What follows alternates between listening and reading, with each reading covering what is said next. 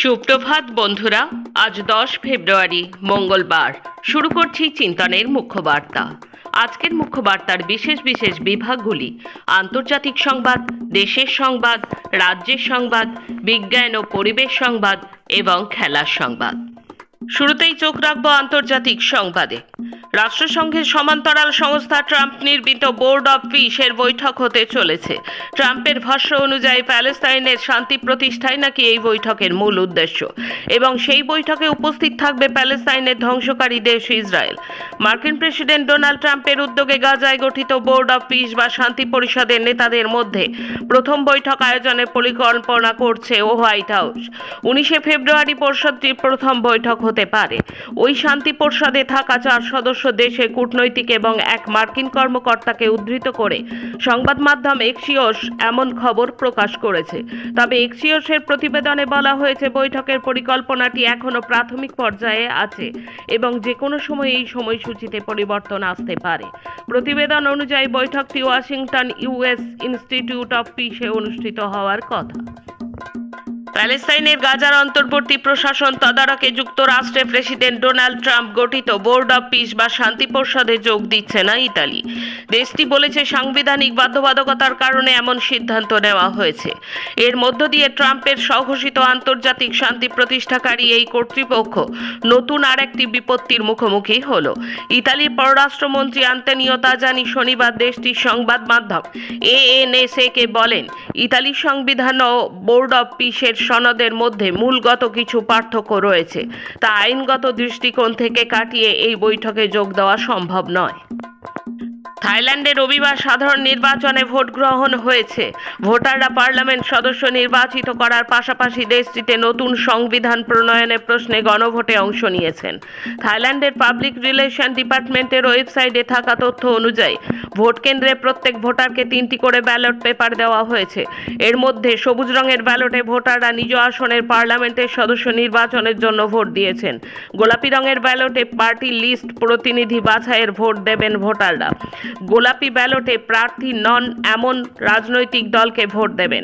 এরপর সেই দলের ভোটের অনুপাতে পার্টি লিস্টে থাকা প্রার্থীরা পার্লামেন্টে যাবেন। ইরানের পররাষ্ট্রমন্ত্রী আব্বাস আরাগাচি শনিবার বলেছেন, যুক্তরাষ্ট্রের সঙ্গে আলোচনা শীঘ্রই আবার শুরু হবে বলে তিনি আশা করছেন। সেই সঙ্গে তিনি তেহরানের সীমারেখা আবারও স্মরণ করিয়ে দিয়ে যুক্তরাষ্ট্রের যে কোনো সম্ভাব্য হামলার বিরুদ্ধে হুঁশিয়ারিও দিয়েছেন। ওয়াশিংটন পোস্টের প্রধান নির্বাহী কর্মকর্তা, সিইও এবং প্রকাশক উইল লুইস দ্রুত পদত্যাগের ঘোষণা করেছেন। আমাজনের প্রতিষ্ঠাতা ধনকুবের জেফ বেজোসের মালিকানাধীন এই ঐতিহ্যবাহী সংবাদপত্রে ব্যাপক কর্মী ছাঁটাইয়ের ঘটনায় পাঠকদের ক্ষোভের মুখে পড়ার কয়েকদিনের মাথায় তাঁর সরে দাঁড়ানোর এই খবর দিল পত্রিকাটি।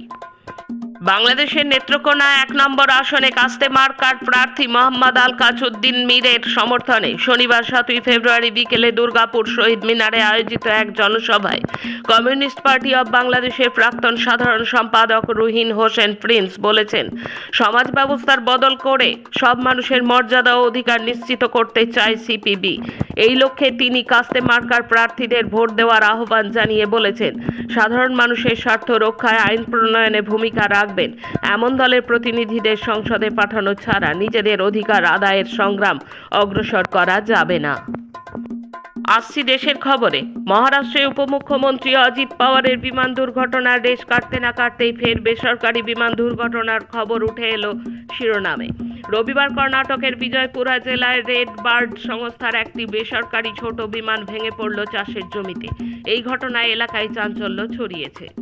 সদ্য ঘোষিত ভারত মার্কিন বাণিজ্য চুক্তি অনুযায়ী ভারত আগামী 5 বছরে প্রতি বছর $100 বিলিয়ন প্রায় 10,000 কোটি টাকা মূল্যের মার্কিন পণ্য কেনার প্রতিশ্রুতি দিয়েছে। এর মধ্যে মূলত উড়োজাহাজ, প্রযুক্তি পণ্য, মূল্যবান ধাতু, তেল, পারমাণবিক পণ্য এবং কৃষি জাতীয় পণ্য থাকবে। দ্য ইন্ডিয়ান এক্সপ্রেসের এক প্রতিবেদনে এমনটাই বলা হয়েছে। যুক্তরাষ্ট্র থেকে ভারতের এই আমদানির পরিমাণ গত বছরের তুলনায় প্রায় দ্বিগুণেরও বেশি। এমন ব্যাপক আমদানির পিছনে ট্রাম্পকে খুশি করার প্রচেষ্টা আছে বলে মনে করছে রাজনৈতিক মহল। পিএম কেয়ার সহ 3 তহবিল নিয়ে সংসদে কোনো প্রশ্ন করা যাবে না। লোকসভার সচিবালয়কে চিঠি দিয়ে এই কথা স্পষ্টভাবে জানিয়ে দিয়েছে প্রধানমন্ত্রীর দপ্তর পিএমও। সংবাদ মাধ্যম দ্য ইন্ডিয়ান এক্সপ্রেসের প্রতিবেদন অনুযায়ী গত 30শে জানুয়ারি লোকসভা সচিবালয়কে এই মর্মে চিঠিও দেওয়া হয়েছে। তাতে লোকসভার কার্যবিধির 2টি অনুচ্ছেদ উল্লেখ করেছে পিএম কেয়ার্স ছাড়া বাকি 2টি তহবিল হল প্রধানমন্ত্রী জাতীয় ত্রাণ তহবিল এবং জাতীয় সামরিক তহবিল। প্রসঙ্গত, এই 3 তহবিলই প্রধানমন্ত্রী দপ্তরের অধীনে। ভারত ও আমেরিকা যুক্তরাষ্ট্রের মধ্যে সই হওয়া অন্তর্বর্তী বাণিজ্য চুক্তির বিরোধিতায় নেমেছে দেশের বৃহত্তর কৃষক সমাজ। 2021 সালে বিতর্কিত 3 কৃষি আইন প্রত্যাহারে নরেন্দ্র মোদী সরকারকে যারা বাধ্য করেছিলেন, সেই সব কৃষক নেতা ও তাদের সংগঠনগুলি দেশব্যাপী আন্দোলনের ডাক দিয়েছে। বাণিজ্য চুক্তির বিরোধিতায় 12ই ফেব্রুয়ারি সারা দেশে সাধারণ ধর্মঘটের ডাক দিয়েছে ভারতের কৃষক সমাজ। কৃষক সংগঠনগুলো দেশের কেন্দ্রীয় বাণিজ্য মন্ত্রী পীযূষ গোয়েলের পদত্যাগও দাবি করেছে। স্টেশনে আরপিএফের একাধিক কর্মীর কাজ একাই সামাল দিচ্ছে রোবট রক্ষী অর্জুন। প্ল্যাটফর্মে নির্ধারিত পথে সামনে বাধা এড়িয়ে টহল দিতে পারে সে। 3টি ভাষায় জরুরি ঘোষণা করতে পারে। কৃত্রিম মেধা ও শরীরের ক্যামেরার মাধ্যমে প্ল্যাটফর্মের কোথাও আগুন বা ধোঁয়া দেখলে বা অপরাধীদের খোঁজ ফেলে সরাসরি কন্ট্রোল রুমে জানাতেও পারে। এত শত বাহাদুরির জন্য রেল কর্তৃপক্ষ তার নাম দিয়েছে অ্যাসিস্ট্যান্ট সিকিউরিটি কমিশনার অর্জুন। এই রোবট তৈরি করেছে ভারতের বিশাখাপত্তনমের রেলওয়ে ডিভিশনের ইঞ্জিনিয়ারিং বিভাগ। এশায়ার প্রক্রিয়া নিয়ে এবার প্রশ্ন তুললেন খোদ যোগী আদিত্যনাথের মন্ত্রিসভার সদস্য। নরেন্দ্র মোদীর লোকসভা কেন্দ্র বারাণসীর একটি বিধানসভা কেন্দ্রের বিধায়ক রবীন্দ্র জয়সওয়াল শনিবার নিজের নির্বাচন কেন্দ্র বারাণসী উত্তর বিধানসভা ঘুরে দেখার পর জেলা শাসক তথা জেলা নির্বাচনী আধিকারিক সত্যেন্দ্র কুমার শের সঙ্গে দেখা করে 9,200 জন ভোটারের একটি তালিকা দিয়ে দাবি করেন, আমরা 9,200টি নাম খুঁজে পেয়েছি যারা একাধিক স্থানের ভোটার তালিকায় নথিভুক্ত। সমাজ মাধ্যমে ভাইরাল ভিডিওতে বিধায়ককে বলতে শোনা যায়, একাধিক স্থানে একই ব্যক্তির নাম থাকলে এশায়ার করে লাভ কি? এখন রাজ্যের খবর। মোস্তারিবানুম নির্বাচন কমিশন মামলার শুনানির পর সোমবার সুপ্রিম কোর্ট চত্বরে সংবাদ মাধ্যমের প্রশ্নের জবাব দিলেন ভগবানগোলা সীমান্তবর্তী গ্রামের বাসিন্দা মোস্তারিবানু। তিনি বলেন, মানুষের কষ্ট চরম হচ্ছে, তিনিও হয়রানির শিকার। কমিশনে গণহারে অভিযোগ জমা পড়ছে, কিন্তু অভিযোগকারীর নামের পাশে ঠিকানা 5/1 ওয়েস্ট বেঙ্গল। এমন কোনো ঠিকানাই হয় না, তাহলে সেই ঠিকানায় কি করে অভিযোগ জমা নিচ্ছে কমিশন? সংবাদ মাধ্যমের প্রশ্নের জবাবে মোস্তারিবানু বলেন, আমার বাবার সঙ্গে 27 বছরের এবং মায়ের সঙ্গে 22 বছরের ফারাক রয়েছে বয়সের, অথচ আমার বয়স বাবার থেকে মাত্র 15 বছর কম কেন? সেই প্রশ্ন তুলে নোটিশ পাঠিয়েছিল কমিশন। তিনি বলেন, এই মামলায় আমি প্রথম পিটিশনার। মুখ্যমন্ত্রী এসেছিলেন কাজ 99% শেষ হওয়ার পর। তিনি এসেছিলেন নাটক করতে, নিজের নাম উজ্জ্বল করতে। আমার আবেদন, প্রকৃত ভোটদাতা যারা আছেন তাদের কেউ নাম যেন বাদ না যায়। মায়ের মৃত্যু হয়েছে বার্ধক্যজনিত কারণে। পারলৌকিক কাজের আগে জনহিতকর কাজে ব্রতী হতে চেয়েছিলেন পেশায় শিক্ষক তথা সমাজকর্মী বিজ্ঞানকর্মী পুত্র। সিদ্ধান্ত নিয়েছিলেন প্রয়াত মায়ের কর্নিয়া দান করবেন। সেই মতো একটি স্বেচ্ছাসেবী সংগঠনের চিকিৎসকেরা মৃতার কর্নিয়া সংগ্রহ করেন, কিন্তু মহৎ উদ্যোগে চরম বিপত্তি। চক্ষুদান নয়, মৃত মায়ের অঙ্গ বিক্রি করছেন, এই অভিযোগে সরব হলেন পড়শিরা। মুহূর্তের মধ্যে উত্তপ্ত হয়ে উঠল এলাকা। শেষমেশ পুলিশ গিয়ে গ্রেপ্তার করল সমাজকর্মী শিক্ষক এবং তার পরিবারের 5 সদস্যকে। চাঞ্চল্যকর ঘটনাটি ঘটেছে নদিয়ার কৃষ্ণনগর কোতোয়ালি থানার সেনপুর শ্যামনগর পাড়ায়। বিজ্ঞানকর্মী ও সমাজকর্মী আমির চাঁদকে সপরিবারে নিঃশর্ত মুক্তির দাবিতে মঙ্গলবার বিকেলে 4টের সময় কৃষ্ণনগর কোতোয়ালি থানার সামনে প্রতিবাদ সভার আহ্বান জানানো হয়েছে পশ্চিমবঙ্গ বিজ্ঞান মঞ্চ, জলঙ্গি নদী সমাজ, অঞ্জনা বাঁচাও কমিটি সহ বিজ্ঞান ও সমাজকর্মী সংগঠন সমূহের যৌথ মঞ্চের পক্ষ থেকে। বিজ্ঞান মনস্কতা প্রসার ও মরণোত্তর অঙ্গদান আন্দোলনে প্রতিবন্ধকতা সৃষ্টিকারী শক্তির বিরুদ্ধে পশ্চিমবঙ্গ বিজ্ঞান মঞ্চ নদিয়া জেলা কমিটি তীব্র ক্ষোভ জানিয়েছে। সপরিবারে আমির চাঁদের নিঃশর্ত মুক্তির দাবি করেছে তারা। নতুন প্রযুক্তিতে টোকাটুকি ইসলামপুরে বিপর্যস্ত স্কুল শিক্ষাকে দায়ী করেছে এবিটিএ। শিক্ষক সংগঠনটির মতে শিক্ষা পরিকাঠামোর অভাব, অব্যবস্থাপনা এবং বিদ্যালয় স্তরে পঠন পাঠনের ঘাটতি এই পরিস্থিতির জন্য দায়ী।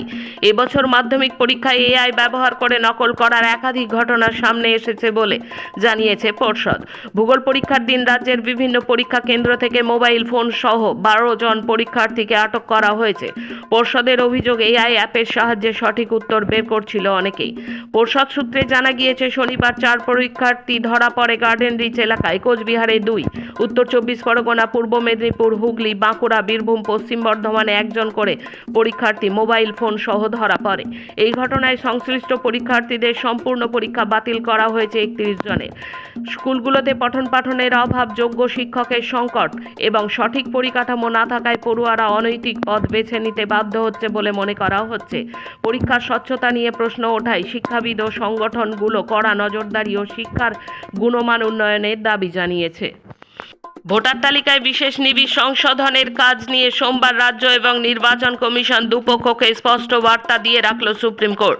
কমিশন যেভাবে এসআইআরের নোটিশ পাঠাচ্ছে তা নিয়ে প্রশ্ন তুলল আদালত। একই সঙ্গে প্রশ্ন তুলল রাজ্য সরকার এবং পুলিশের ভূমিকা নিয়েও। আদালত স্পষ্ট জানিয়ে দিল, এসআইআরের কাজে কোনোভাবেই বাধা দেওয়া চলবে না। কোনো ক্ষেত্রে নির্দেশ দেওয়ার প্রয়োজন হলে আদালতই সেই নির্দেশ দেবে। সুপ্রিম কোর্টের প্রধান বিচারপতি সূর্যকান্ত বলেন, যে কোনো নির্দেশের প্রয়োজন হলে আমরা দেব, কিন্তু এসআইআর প্রক্রিয়ায় কোনো বাধা আমরা বরদাস্ত করব না।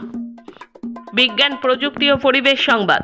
বিশ্বের 20টিরও বেশি আর্থিক প্রতিষ্ঠান সমুদ্র তলদেশে খনি খনন বা ডিপ সি মাইনিংয়ে অর্থায়ন না করার অঙ্গীকার করেছে। বিজ্ঞানীদের মতে এই ধরনের কর্মকাণ্ড সমুদ্রের বাস্তু সংস্থানের অপূরণীয় ক্ষতি করতে চলেছে। তবে জার্মান সংবাদ মাধ্যম ডয়েচে ভেলের এক অনুসন্ধানে দেখা গেছে, কিছু কিছু প্রতিষ্ঠান ইতিমধ্যে এই খাতের সঙ্গে যুক্ত কোম্পানিগুলোতে অন্তত 68 কোটি 40 লাখ ডলার বিনিয়োগ করেছে। ব্যাটারি এবং অন্যান্য শিল্পে ব্যবহারের জন্য নিকেল, কোবাল্ট ও তামার সন্ধানে সমুদ্রপৃষ্ঠের হাজার হাজার মিটার গভীরে চলছে খনন কাজ। এই পরিবেশে মানুষের বৈজ্ঞানিক জ্ঞান এখনো অত্যন্ত সীমিত, অথচ সেখানে শত শত কোটি ডলার বিনিয়োগ করা হচ্ছে।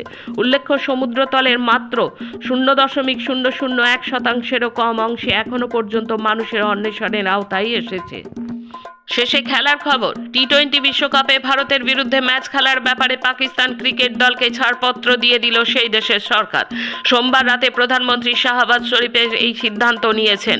পরে সরকারের তরফে একটি আনুষ্ঠানিক বিবৃতিতে জানিয়ে দেওয়া হয়েছে, টি-20 বিশ্বকাপে 15 ফেব্রুয়ারি ভারতের বিরুদ্ধে মাঠে নামবে পাকিস্তান। আইএসপিএল এর তৃতীয় সিজনে সেরা প্লেয়ারের শিরোপা এক বাঙালির মাথায়। মোস্ট ভ্যালুয়েবল প্লেয়ারের খেতাব জিতেছেন তারকেশ্বরের জগৎ সরকার। বাড়ি ফিরতেই রাজকীয় সংবর্ধনা জগৎকে। তাকে হুটখোলা গাড়িতে চাপিয়ে গোটা তারকেশ্বর ঘোরানো হয়। তারকেশ্বর থানার পাশ দিয়ে যাওয়ার সময় জগৎকে বিশেষ সংবর্ধনা দেন পুলিশ আধিকারিকেরাও। আজকের মুখ্য বার্তা এই পর্যন্ত। নমস্কার।